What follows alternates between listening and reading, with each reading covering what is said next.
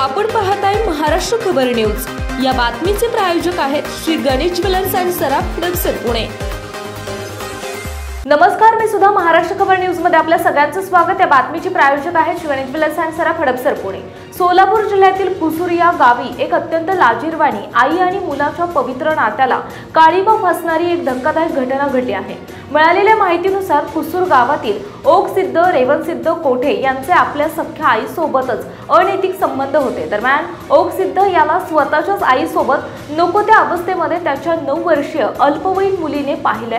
ज्यानंतर या प्रकरणाची कुठे वाच्यता होऊ नये म्हणून ओकसिद्ध याने मुलीचा गळा दाबून हत्या केली आणि तिचा मृतदेह नजीकच्या शेतामध्ये पुरून टाकला। दरम्यान मुलगी गायब झाल्याचं समोर आल्यानंतर या प्रकरणी मुलीच्या आईकडून पोलिसांमध्ये तक्रार दाखल करण्यात आली।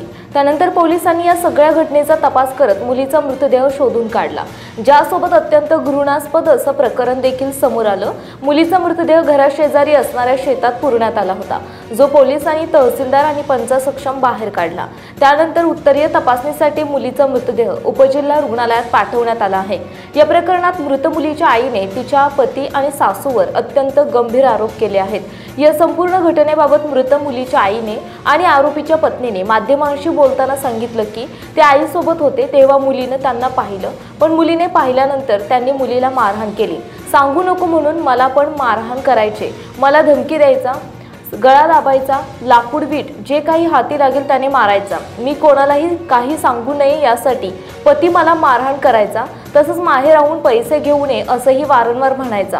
आईसोबत काय काय करत होते ते सगळं मुलगी सांगत होती। पती आपल्या आईसोबत नको त्या अवस्थेत होता, तेच मुलीने पाहिलं होतं। माझा नवरा माझ्या सासूसोबत होता, ते पण नको त्या अवस्थेत, तेच मुलीने पाहिलं होतं। स्वतःच्या आईसोबत माझ्या पतीचे अनैतिक संबंध होते, अशी धक्कादायक माहिती महिलेने दिली। आपण पाहताय महाराष्ट्र खबर न्यूज। या बातमीचे प्रायोजक आहेत Shri Ganesh jewellers and Saraf Hadapsar Pune.